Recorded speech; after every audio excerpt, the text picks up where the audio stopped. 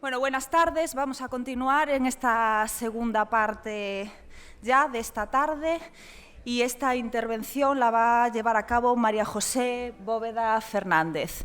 María José es una amiga del Centro Arqueológico de Neixón, porque esta es, me decía, la tercera vez que da una charla y en otra ocasión más que intervino en una mesa redonda.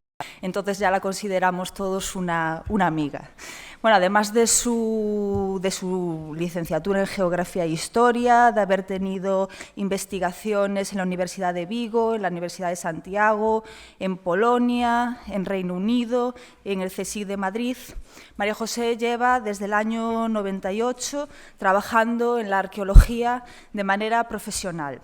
Y en la actualidad es gerente de la empresa Gabinete de Arqueología Sociedad Limitada. Pues ahora os dejo con ella. Bueno, hola.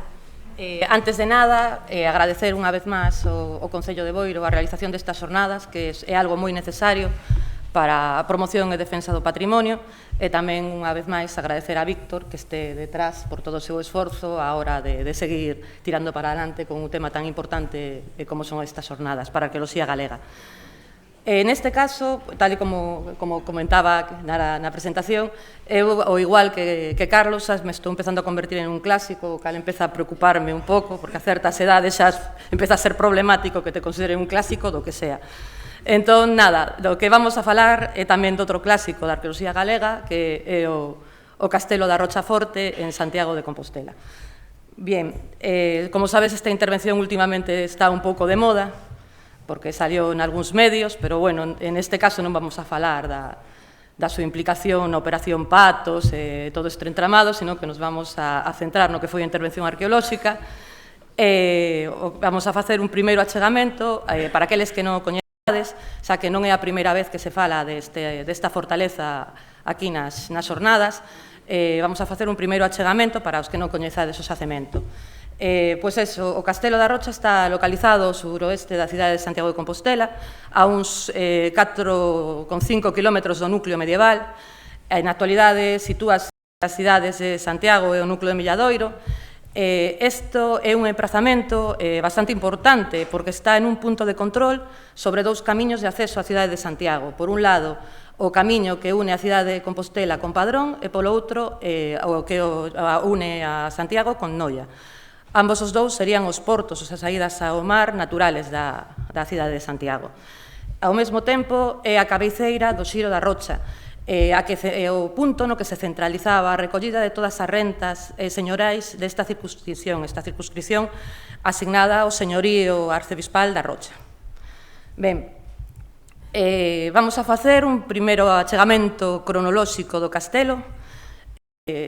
Os puntos que xa tiñamos prácticamente claros, algúns tamén se melloraron coa intervención, sobre o uso deste recinto fortificado.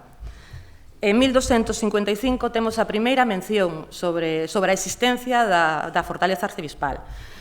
Esta fortaleza, que se construye tamén como pazo arzobispal, a construe o arcebispo Xoán Airas. Non sabemos en que momento, supoñemos que en algún momento entre o 1240 e o 1255, xa que esta primeira mención sobre a fortaleza xa construída é de 1255. Bueno, estamos falando dun lugar que é escenario ao longo da súa historia dos máis diversos episodios bélicos. Deste xeito, os máis famosos, por exemplo, é o que ocorre entre 1318 e 1320, donde se sucede unha serie de conflictos, vamos a decir, entre o arcebispo Berenguel, chegado desde Francia, co Concello e cos señores da cidade de Santiago. Conflictos que levan a momentos de bastante tensión ao redor do xacemento, como o intento de asedio, un momento no que se sabe que as habitaciones do arzobispo nesta fortaleza son quemadas polos textos, e tamén un momento que, por certo, é o que se está representando aquí nesta ilustración do tumbo vello, no que aparece esta cousiña de aquí que vedes a fortaleza da Rocha, Aquí está o arcebispo, perdón, aquí está o apóstolo guiado directamente por a Virxen, e aquí debaixo vedes unha serie de personas que neste caso non son mouros atacados polo apóstolo, sino que son os cabecillas da insurrección. A estos cabecillas, o arzobispo Berenguel os invita a dialogar no interior da fortaleza, como parece ser que as cousas non acababan de arreglarse, bueno, pois escorta a cabeza. Solucionouse durante moito tempo o problema coa cidade de Santiago. Bueno, outro momento tamén de conflitos é en 1386, hasta algún momento do 1388, onde sabemos que o duque de Lancaster chega a asediar e atacar esta fortaleza. Tamén recibe algunos ataques durante o levantamento da Primeira Hermandade, entre 1458 e 1560, e finalmente é sitiada, tomada e posiblemente arrasada, pero non o sabemos con seguridade polos textos, durante a Gran Guerra Irmandiña. En algún momento entre o 1467 e o 1469 a fortaleza cae nas manos dos irmandiños. Tamén sabemos que a fortaleza sigue máis ou menos funcionando, non está completamente derruída, porque en 1471, é dicir, apenas 2 anos despois da finalización da Guerra Irmandiña, é ocupada provisionalmente polas tropas de López de Moscoso. O de Altamira ten algúns problemas co arcebispo, o típico, un lle toma o seu castelo, este lle toma o da Rocha, acuartélanse durante un tempo, non sabemos canto, pola documentación dentro do castelo, e volve a baluartarlo, polo que nos din os textos. Ante estas contingencias e o peligro que ten ter unha fortaleza destas características na mesma porta da cidade de Santiago, o arcebispo Fonseca II decide desmontar completamente a fortaleza, leva a pedra para outros usos, especialmente polo que sabemos pola documentación, para fortificar o castelo situado no Pico Sacro, e a fortaleza desaparece como tal, como sabemos, pola documentación posterior, e sobre todo polo que aparece reflexado no pleito Tavera-Fonseca, que a partir do 1525 enfrenta ao novo arzobispo cos Fonsecas, porque quere saber que é o que pasou con esta maravillosa fortaleza perteneciente ao arcebispado da Rocha, na que non quedaba absolutamente nada. Ben, pasado o que é a cronoloxía do castelo, vamos a dar algunhas pinceladas sobre o que é a cronoloxía do que queda, das ruínas, durante esos prácticamente 5 séculos que nos separan desde a súa destrucción. Durante o século XVI, un señor chamado Pedro Brei acondiciona, sabemos pola documentación, todo o espacio exterior do castelo para convertirlo nun aproveitamento agrícola dun gran pedio do que saca carretadas e carretadas de pedra, para nosa desgracia, que arrasa completamente, posiblemente con todo o terceiro recinto da fortaleza. Como isto non fora bastante a hora de destrozarla, en 1873 a primeira línea férrea galega impacta sobre todo o sector, aquí o vemos, esta sería a fortaleza, o estado anterior á nosa intervención, e esta é a línea férrea que sigue polo mesmo punto polo que iba a construída en 1873, e arrasa aparentemente, polo que vemos, o sector noreste da fortaleza. A raíz desta destrucción tamén é cando se realiza a primeira intervención arqueolóxica, en este caso levada a cabo pola Sociedade de Amigos do País, na que participan diversos prohomes eruditos locales, entre a que sabemos que estaría, por exemplo, alguén da relevancia de Villamil y Castro, pero que non temos ninguna información sobre como son as excavacións ni que resultados sacadan. O que sí atopamos son, durante a nosa excavación, restos das súas, vamos a chamarlle catas, o sea, dúas grandes furadas que pensamos que poden corresponderse coa súa actuación. En 1962, como o castelo non estaba suficientemente castigado polos irmandiños, construíse unha liña eléctrica que coloca un dos seus postes directamente sobre a muralla do xacemento, que estaría isto de aquí.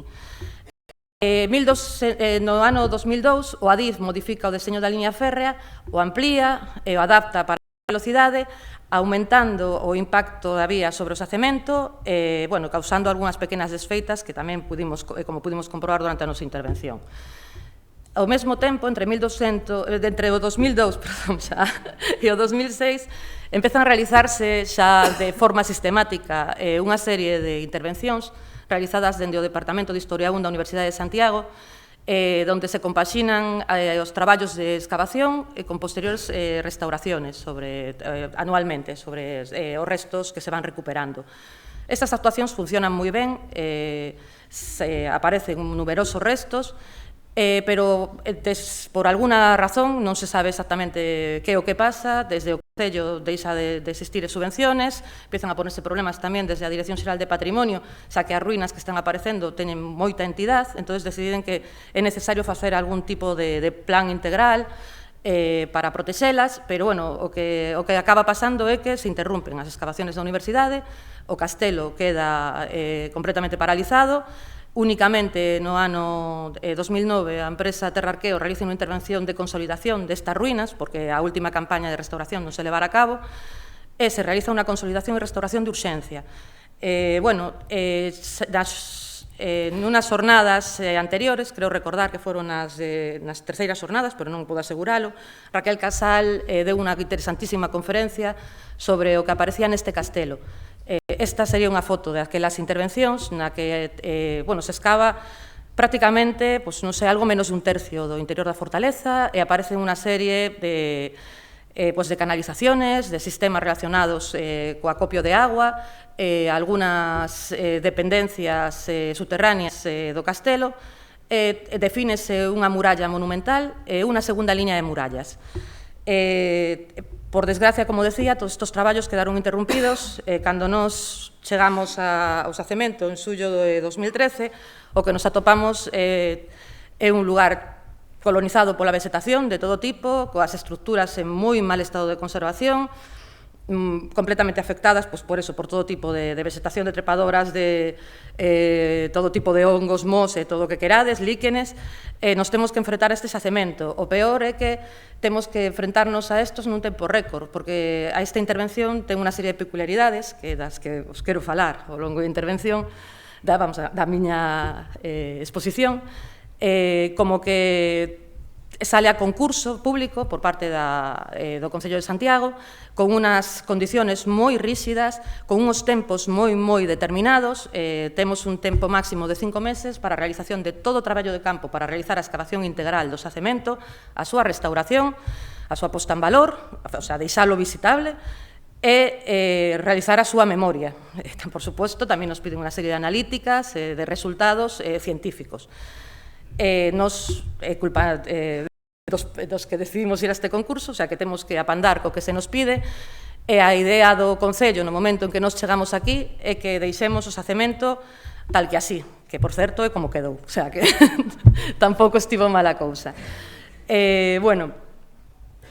As condiciones da intervención das que vos estaba falando, a facían bastante dura.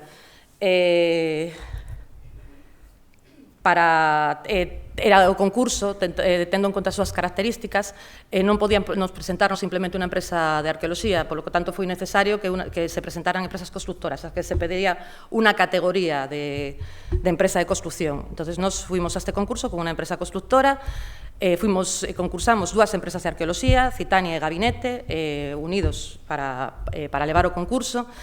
Tamén iba con nos unha empresa de restauración, en este caso VIC.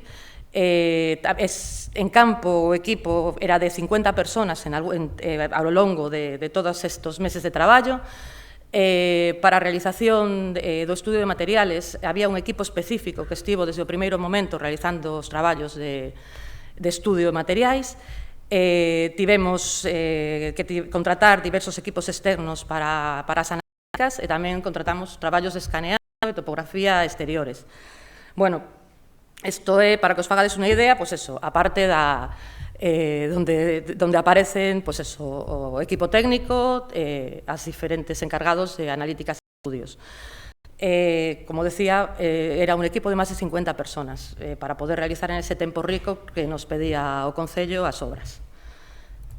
Este problema dos tempos, que era vital para acabar as cousas, levounos a ter que realizar unha intervención de 4 meses e medio, donde tiñamos menos de 4 meses de traballo de campo efectivo, tivemos que realizar 4 informes explicando avances dos traballos para os que se sabedes arqueólogos sabes o que eso pode significar a la hora de tempo.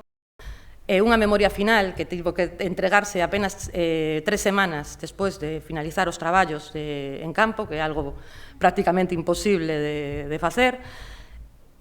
Todo isto, aparte, estaba completamente obstaculizado pola existencia desa liña eléctrica que os comentaba, que obstaculizou os traballos desde o principio, xa que, tendo en conta a categoría da obra, a necesidade de mover grandes cantidades de terra e grandes pesos pola pedra que existía, nos obstaculizaba a colocación dunha grúa e, ao mesmo tempo, o paso de maquinaria pesada por debaixo dela, cortaba tan esencialmente o xacemento.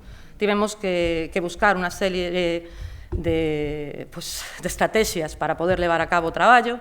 Entonces, o que fixemos, compatibilizar ao mesmo tempo traballos de excavación arqueolóxica e restauración, ás veces no mesmo punto do xacemento, tivemos que intentar non mordernos entre arqueólogos e restauradores para poder levar a obra a cabo. Tivemos que simultanear os traballos de excavación ao mesmo tempo que se realizaba o estudio de materiais, que neste caso foi moi beneficioso ter os resultados en tempo real do estudio de materiales mentras que estás excavando. E tamén tivemos que levar a cabo o volcado dos datos en campo en un tempo real para poder avanzar en el procesado de la información, para poder realizar esa redacción de informes en memoria. Para isto, para eso existe a tecnología SIX, que nos permitió levarlo a cabo. Tamén resultou bastante difícil. Como decía, tivemos que buscar habilitar soluciones que nos permitieran sacar o material pesado do interior do xacemento, utilizando sacos terreros, utilizando toros para poder sacarlo, non ter unha grúa, ou utilizando unha manitú, con un brazo telescópico que se estiraba hasta 9 metros para poder chegar aos lugares menos accesibles, pequenas mini palas, incluso en algún momento para o exterior do xacemento, ou utilizar unha mixta. O traballo, aparte dos tempos marcados desde o Concello, foi un moi duro porque nos enfrentamos ao que é o tempo atmosférico. Por un lado, tivemos uns meses de verano saharianos tremendos, un calor horrible, que a xente nos decía que sorte tedes, e un pimiento. Excavar con unha nube de polvo constante, a xente pasou no fatal, pasábamos a vida coa mitad do xacemento no interior do corpo, porque a nube de polvo se instalaba nos nosos pulmones, e pasados esos 3 meses de calor torrencial, chegou o outubro máis chuvioso das últimas décadas. Entonces, toda a nube de polvo caeu sobre nós, convertida en barro, e o xacemento se convirtió en un auténtico infierno. Ao final, había zonas que, de verdad, que resultou tremendamente difícil. Hai que agradecerle ao equipo a súa voluntad, que gracias ao equipo humano saliu a obra para cara adiante.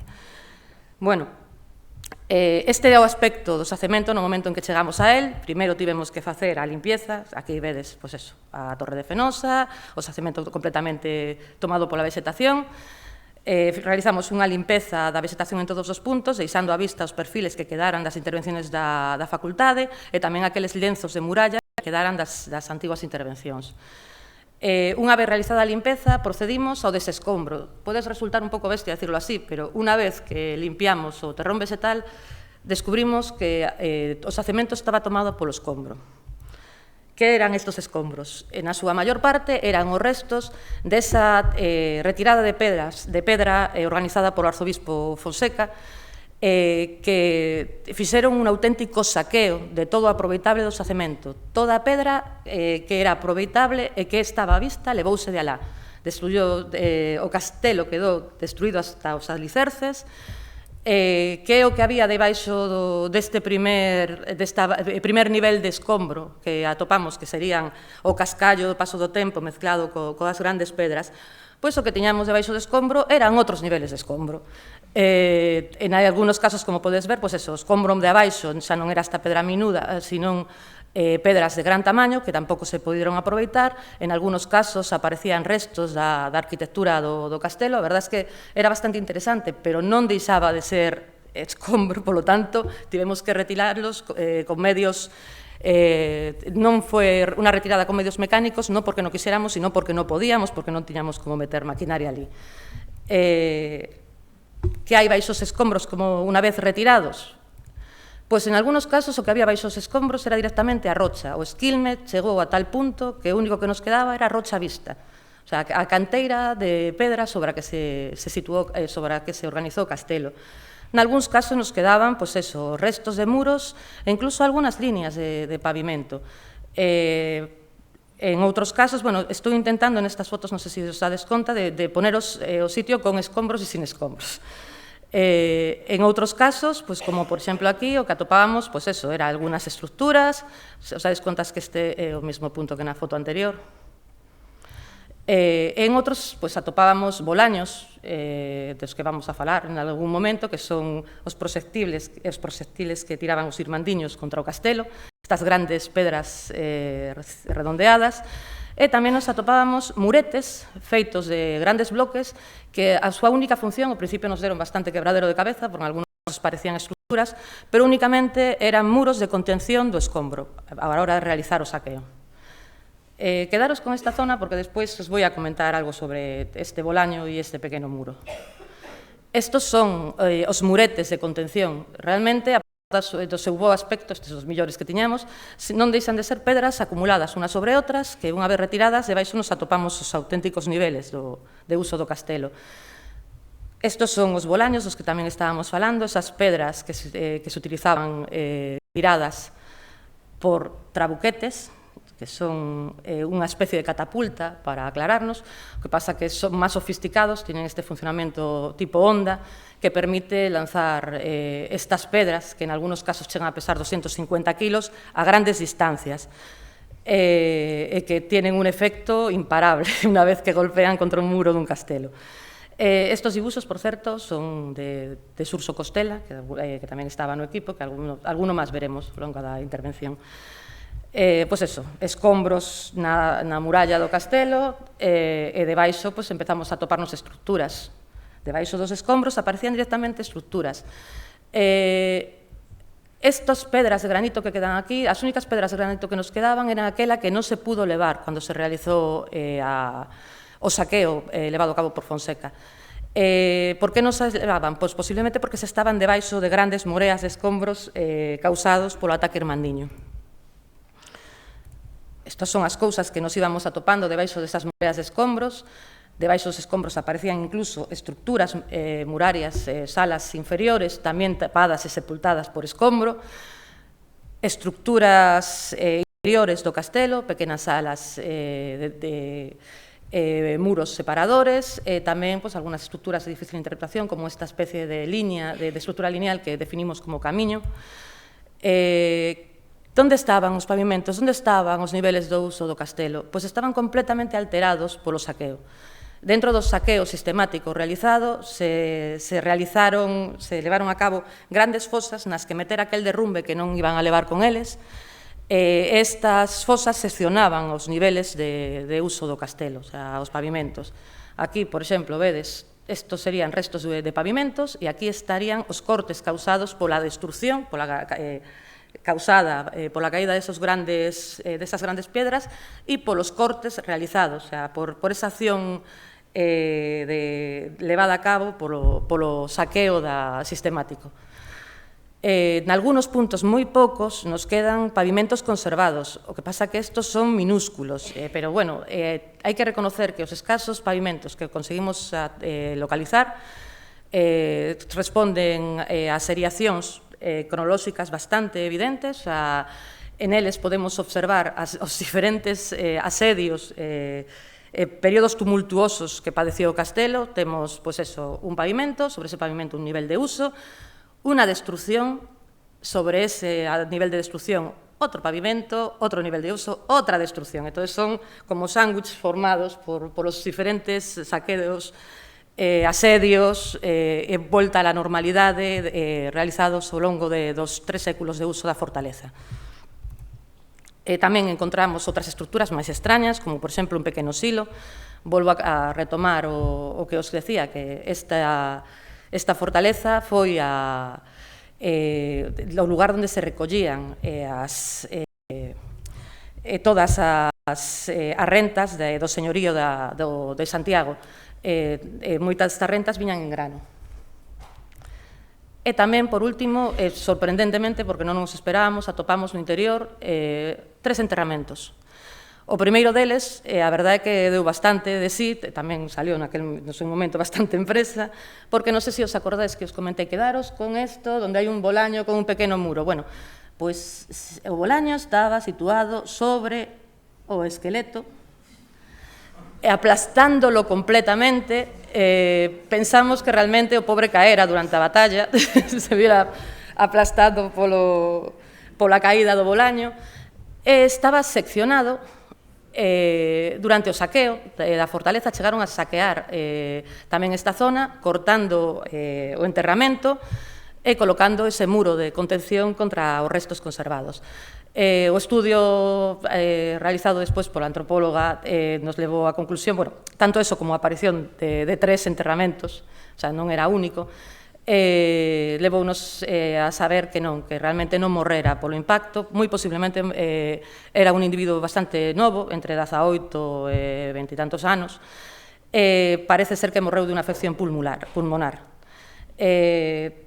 Apareceron, como os decía, outros 3 cadáveres, todos eles parece que non temos restos que nos permitan saber que si morreron ou non de morte violenta, o único que sabemos é que todos eran individuos moi novos. De feito, este, por exemplo, é un individuo, polo que nos comentaron, que posiblemente non chegara aos 18 anos. Que sabemos del? Pois que tivo unha vida bastante dura, porque ten evidencias de raquitismo e de períodos de fame. Bueno. Tal como os decía, o proxecto non foi só a excavación, tamén tivemos que levar a cabo a restauración. Nesta restauración, o máis importante do que fixemos foi os labores de cantería.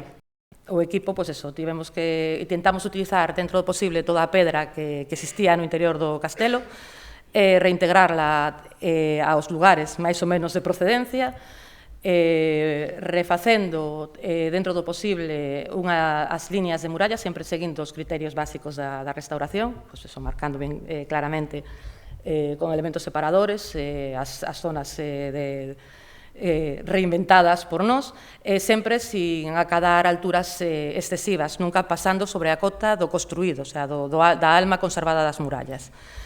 En algúns puntos, como nos torreones circulares, tivemos problemas porque xa non tiñamos pedra deste tipo, como os decía, os traballos de retirada de pedras foron moi efectivos e tivemos que utilizar pedra exóxena, se utilizou o mesmo tipo de pedra, se embelleceu manualmente, e este foi o resultado, a verdade é que non quedou demasiado mal. Tamén tivemos que rencher o interior do castelo porque decidimos deixalo visitable a cota na que suponemos que foi o último nivel de uso do interior do castelo. Aquí estamos facendo os traballos de acondicionamento do interior. Dentro destes traballos tivemos que realizar canalizaciones para a agua, para a evacuación das chuvias. Tamén tivemos que realizar traballos de acondicionamento de perfiles, incluso de lavado de bolaños, porque o barro no que estábamos sumidos era necesario para deixar o xacemento presentable. Bueno, o deixamos dentro do posible, mantendo dentro do que fuimos capaces de facer aos proxectiles no seu sitio, o sea, simplemente levando a cota sobre o lugar da súa aparición. E, por último, tamén realizamos lecturas de paramentos, que son estos estudios nos deron resultados bastante interesantes, dos que vou pasar moi por encima, e o máis importante, estas zonas foron recuperadas nos proxectos anteriores, os da universidade, non as sacamos nos a vista en esta intervención, pero, bueno, que si fuimos capaces de entender como funcionaban, inicialmente se interpretaban como alxibes, nos chegamos á conclusión que pensamos que é irrebatible nestes momentos, de que realmente se trata dunha poterna, dunha porta pequena de saída do xacemento. Este sería o dintel, esta é a zona que despois se pecha, en a que se instala unha fonte. Bueno, isto é difícil de ver aquí, estas serían as canalizaciones de entrada da agua para esta fonte, isto sería unha das escaleras que existen no interior da liza, que dan entrada para poder controlar e limpar estas canalizaciones que entran no castelo. Tamén dentro do estudo de paramentos realizamos traballos de identificación e contrastación das marcas de canteiros, que é un traballo que aínda está aberto, porque estamos comparando con outras marcas de canteiros da mesma época en outros edificios tanto de Santiago de Compostela como de outros lugares de Galicia. Esta é a fortaleza, tal e como quedou. No centro da fortaleza había unha torre de homenaxe, tal e como aparece evidenciado nos textos, por exemplo, no pleito Tavera Fonseca, nos fala da torre de homenaxe, rodeada por unha cerca que tiña 4 torres de planta circular, da que únicamente se conservan 2, aquí estarían as outras 2, e posiblemente 3 torres de planta rectangular, que son estas 2, e que posiblemente aquí existiera outra que está afectada polos traballos de construción do tren. Tamén tiña unha porta de entrada e unha segunda liña de murallas que rodea por completo a primeira cerca, que sería esta. E tamén ten un sistema de barbacana que completa esa segunda cerca e que serviría para protexer toda a entrada do castelo. Toda esta zona está sin intervir, esta é unha zona de reserva deixada por Concello, toda esta zona non se escavou, pero consideramos que posiblemente a bacana viñera hasta aquí, hasta a porta, e tamén por esta outra zona. Aquí os vou a enseñar detalles desta falsa braga que rodeaba o xacemento, da primeira cerca. Estas son as escaleras que dan servicio desde a liza á zona de entrada das canalizaciones no interior do castelo, zona de barbacana, na que tamén aparecen outras escaleras que foron localizadas durante a nosa intervención, que dan entrada a un recinto abovedado con unha saetera, que está situada en estes momentos casi 3 metros por debaixo da cota da terra exterior, é dicir, sabemos que hai 3 metros de potencia no exterior do xacemento que aínda tendremos que retirar, o sea, que aínda queda moitísima cousa que facer neste castelo, sobre todo no seu exterior. Torre de homenaxe, cuadrada, responde ás medidas que aparecen nos textos, no pleito sobre as súas dimensións, por lo tanto, temos que considerar que se as medidas de ancho se corresponden coas varas das que nos falan os textos, posiblemente se tivera os 4 corpos de altura, que tamén nos dicen, o sea, que sería monumental, ainda que actualmente só teñamos as evidencias do lugar no que se situaba. Algunos puntos aproveita completamente o afloramento de rocha e ten algo moi curioso, que é o afloramento traballado en graderíos, que se complementa con pedra, creando unha estrutura de gradas que a rodeaba aparentemente por su lateral surleste e suroeste, creando unha estrutura moi pouco común dentro das torres de homenaxe. No interior existían unha serie de parcelacións, digamos, na que existirían salas das que non temos demasiado conocemento sobre para que se usaban e como funcionaban, pero porque, como os decía, apenas temos depósitos de uso do castelo, o sea que está prácticamente arrasado, pero en algunos casos sí que temos información, como por exemplo en algunas zonas, nas que gracias a que se escavaron, aquí podemos ver unha secuencia estratigráfica das pocas que tiñamos conservadas no castelo, tiña únicamente 2 metros de ancho, pero nella pudimos máis ou menos evidenciar esos momentos cronolóxicos que os comentaba de asaltos e restauraciones no interior do castelo, e atopamos unha serie de materiales, como unha pía bautismal, unha serie de pedras de pezas de vidrio que parecen corresponderse, porque son pezas de vidrio coloreadas, en la que non se note, e pezas de plomo que parecen corresponderse con unha vidrera, e, algún tipo de talla que nos fala dunha zona de gran riqueza. Posiblemente está orientada ao sur, leste, quizás estemos na zona na que situase a capela, da que temos tamén evidencia nos textos que falan dunha capela de Santa Eufemia situada en unha das torres. Intento dar a máxima caña, esos implementos materiales, o normal en estos casos, puntas de flecha, puntas de saeta, dados en oso, en cerámica. Un punto que é interesante son estas pedras, que se denominan pedras de arremeso, das que non tiñamos conocemento, que as subiran a rocha, e que si están, que realmente son unhas pedras que se adaptan, se adaptan perfectamente a unha man humana e que realmente creemos que son o para lanzar ou para golpear directamente con elas. E temos moitísimas, temos tantas ou máis que bolaños.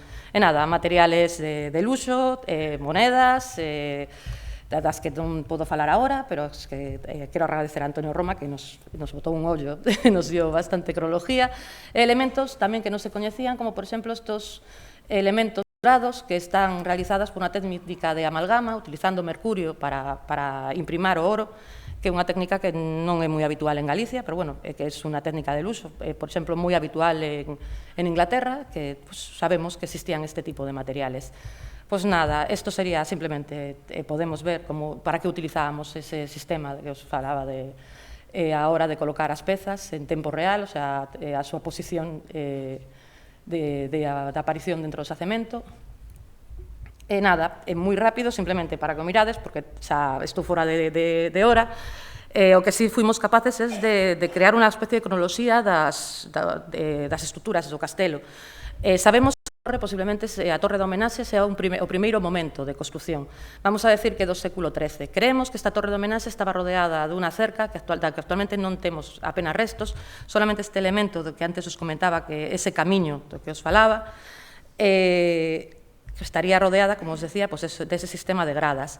En algún momento, sabemos que desde logo no século XIV está en pleno uso, o castelo con a súa primeira línea de muralla, xa non funciona este camiño, porque sobre el colocan os enterramentos, a súa cronoloxía é de mediados finales do século XIV,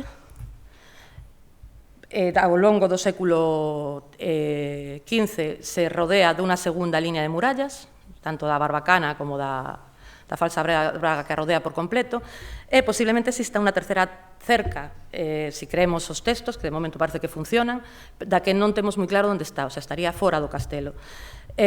Aquí, estas manchitas que vedes son os restos de pavimentos, para que os fagades a idea do pouquiño que temos conservado do xacemento. E, por último, a partir de 1480, o xacemento do único que nos queda, ese gran espolio, estas son as manchas cos derrumbes e os muros de contición do derrumbe. Esta é unha vista tal e como imaginamos que sería o castelo no seu momento de máximo apogeo, a mediados do século XV, que está tamén realizada por Suso Costela. E nada, pouco máis os podo decir. Moitas gracias.